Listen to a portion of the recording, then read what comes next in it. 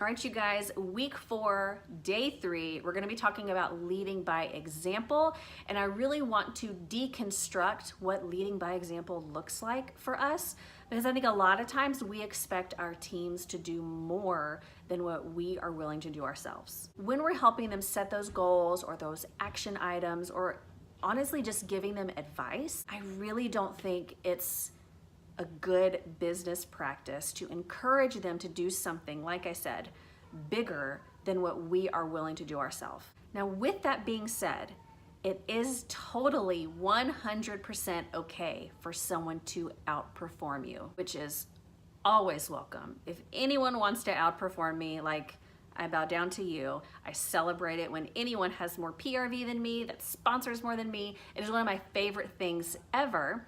But for example, you can't ask someone to do a 5-day event and spend $1,000 if you aren't willing to do that yourself. If you wait until the last week of the month to make any movement in your business to put in your 500, you can bet that your team is going to follow suit.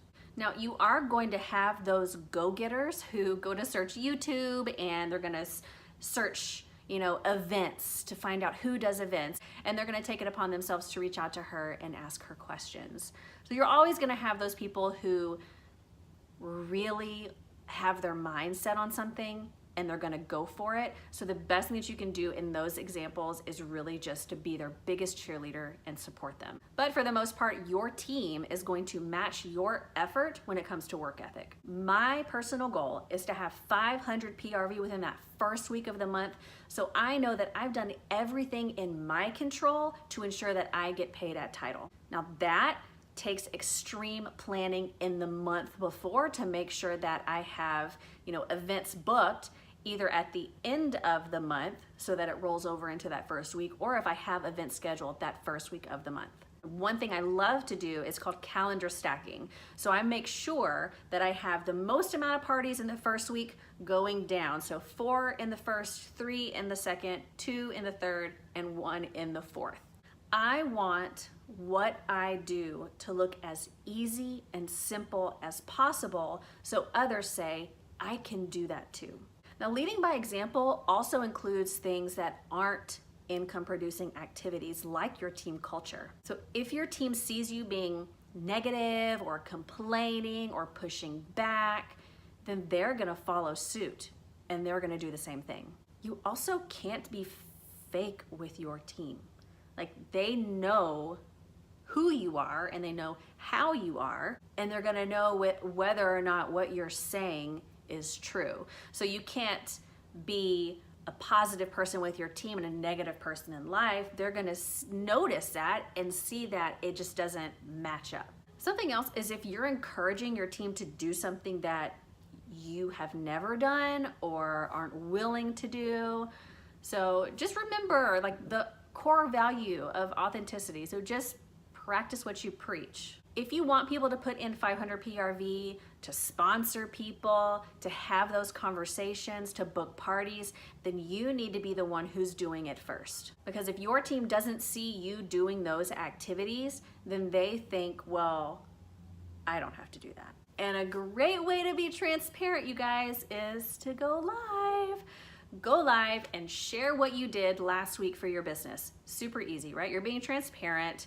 You're showing what you did, you're training at the same time. And another great way to do something too is if you're working on something for your business, just hit the go live button, hit the record button, and chat with your team while you're putting together host packets, while you're putting together your mobile office, whatever that looks like, just go live while you're doing something. If you're working hard and you're seeing success, don't let that go unnoticed. Your team will respect you more when you share your wins and your successes, because they can see that you're not just sitting back with your feet propped up on your desk. You're doing the work too. You're leading by example. You're leading from the front. So your assignment today is, what habits would you like your team to have in place? What do you want your team to do? So for me, I'll give you mine. I would love if my team had their 500 PRV in the first week of the month. I would love for my leaders to add one person to their front line every single month. I'd love for my team to be fully booked.